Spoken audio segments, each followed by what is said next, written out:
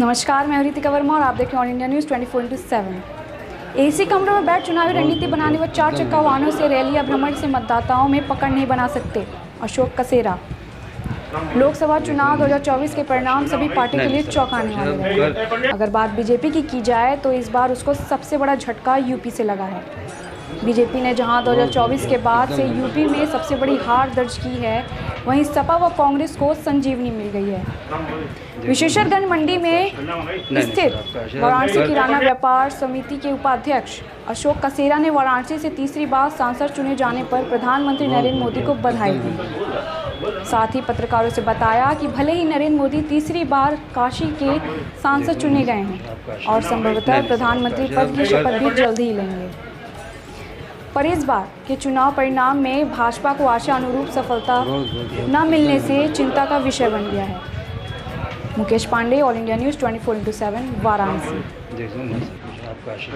नहीं सर, आपका आशा जी महोदय जी, बात की जाए तो 400 पार बीजेपी का नारा चल रहा था सर, तमाम लोगों का आशा था और तमाम बातें थी, पर वर्तमान में जो परिणाम आए हैं उससे पक्ष से ज़्यादा विपक्ष वालों के चेहरे पे सर प्रसन्नता है। क्या कहना चाहेंगे इससे?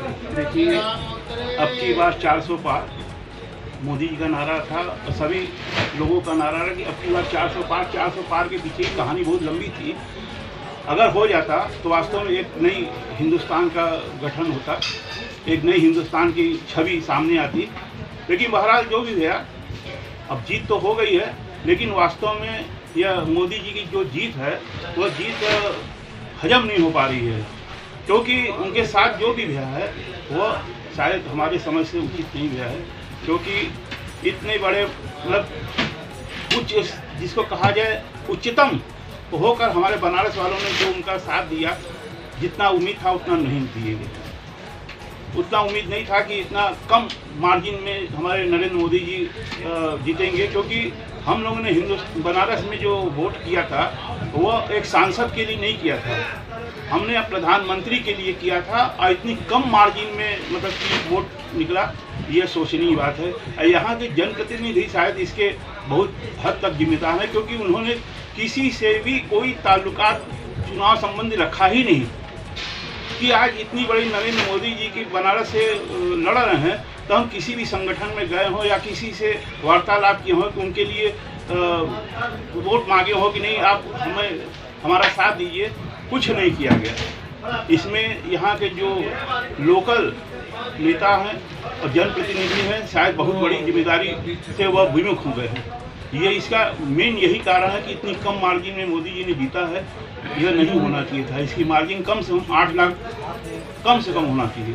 सर, अगर बात की जाए तो आप सर व्यापार जगत से आते हैं, प्रतिष्ठित हैं, कुछ लोग ये जो चावल वगैरह बांट रहे हैं 5 किलो राशन गए हुए, इसका भी विरोध कर रहे थे। क्या लगता है सर आपको कि ये सब जो चीज़ें हैं एकदम गलत हो रहा है? जो हो रहा है सरकार को इस पर सोचना चाहिए कि हम जिसको दे रहे हैं ये गलत दे रहे हैं। हम लोग मेहनत कर सरकार को टैक्स दे रहे हैं और उस टैक्स का पैसा जो है सरकार बांट के मुक्त खोरी करेगी, ये गलत। हम लोग का पहले से ही ये मतलब की डिमांड है कि मुक्त खोरी को बंद किया जाए।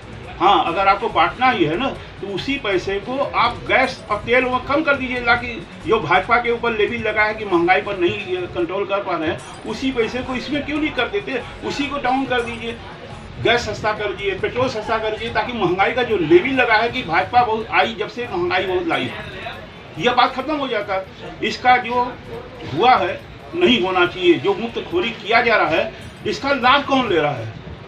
इसका लाभ कौन ले रहा है? क्या आपको मिल रहा है वो लाभ? ये 5 किलो 10 किलो राशन मुक्त खोरी हो रहा है, क्या मिल रहा है? आम जनता को मिल रहा है? तो किसको मिल रहा है? एक वर्ग ले रहा है, उसका भरपूर आनंद वो उठा रहा है, लेकिन वो जो वर्ग है वो शायद भाजपा के साथ कभी नहीं आएगा, न मोदी के साथ आएगा। यह सर्वविदित है। हम जिसका खिला रहे हैं उसको खिला नहीं रहे, हम दूध पिला रहे हैं एक सांप को। नहीं बंद होना चाहिए, यह गलत है। मुफ्तखोरी की एकदम बंद होना चाहिए। उसी पैसे को हमें महंगाई पर काबू रखने के लिए सब्सिडी करना चाहिए। सर अगर चुनाव के परिणामों की बात की जाए तो काशी में गली गली में ये है कि इस बार जो पदाधिकारी थे उन लोगों को घर तक जाना था, तमाम ऐसी छोटी छोटी बातें थी जिसपे कि भाजपा वालों ने जानबूझ करके अनदेखा उसको रखा। क्या कहना चाहेंगे सर आपके हिसाब से? सच बात है, हमने पहले ही कहा है कि यहाँ की जो भीतर घात हुआ है भाजपा के लिए यह ही बहुत ही मतलब कि दुखदायी है।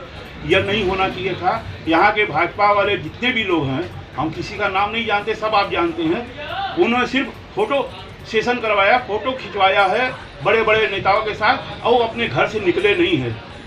आज किसी के पास भी वो नहीं गए कि ये भी आप नरेंद्र मोदी जी को वोट करिए, उनके पूरा परिवार आपके साथ होना चाहिए, उनके लिए वोट मांगा है, नहीं मांगा है। वो अपने घर बैठे थे, इसी से निकले तक नहीं। इसका प्रभाव पड़ता है। अगर किसी के यहाँ शादी होता है तो वो जब निमंत्रण दे तभी लोग उसके यहाँ जाते हैं। ये बहुत बड़ा पर्व है, ये चुनाव पर्व है, ये बहुत बड़ी पर्व है।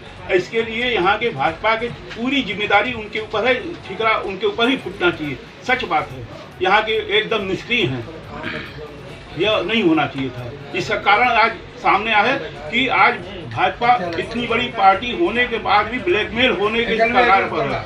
ब्लैकमेल शायद किया जाए, आने वाला समय बताएगा, लेकिन जो भी है यह गलत हुआ है। फिर भी हम अपने माननीय प्रधानमंत्री होने वाले जो हैं हमारे नरेंद्र मोदी जी को हम उनको बधाई देते हैं बनारस की तरफ से, अपनी तरफ से। उन्होंने जो भी किया है वह शायद हमारे युग पुरुष हैं, जो उनके लिए हिंदुस्तान मतलब यहाँ बनारस वालों ने किया, यह उचित नहीं था। सर एक दो शब्द सर विपक्षी पार्टियों के लिए जो कि कहीं ना कहीं इस चुनाव परिणाम से भी अपने आप को जीता हुआ समझ रहे हैं, क्या कहना चाहेंगे ऐसे लोगों? एक कहावत है, अधजल गगरी छलकत जाए। थोड़ा सा पा गए हैं, उसी पर वो डिस्को डांस कर रहे हैं। थोड़ा सा मिला होगा, लेकिन होता है ना कि डूबते को तिनके का सहारा, शायद उनको तिनका का सहारा मिल गया, इसी पर इतरा रहे हैं। लेकिन दूरगामी परिणाम यही होगा कि हम अब से वोट की राजनीति जो हो गया, अब तो चुनाव 5 साल बाद आएगा, लेकिन जो भी निर्णय हो उसको देश के हित में देखते हुए करना चाहिए। आज जो भी परिणाम आ रहा है यह सही नहीं है, उसमें आपस में खींचतान हो रहा है। वो उनको खरीद रहे हैं, वो उनको सोच रहे हैं लेने को, लेकिन ब्लैकमेलिंग के चक्कर में सब हो रहा है। लेकिन होना चाहिए अपने खुले दिमाग से, हिंदुस्तान की रक्षा के लिए, हिंदुस्तान के भविष्य के लिए देखते हुए सब काम होना चाहिए।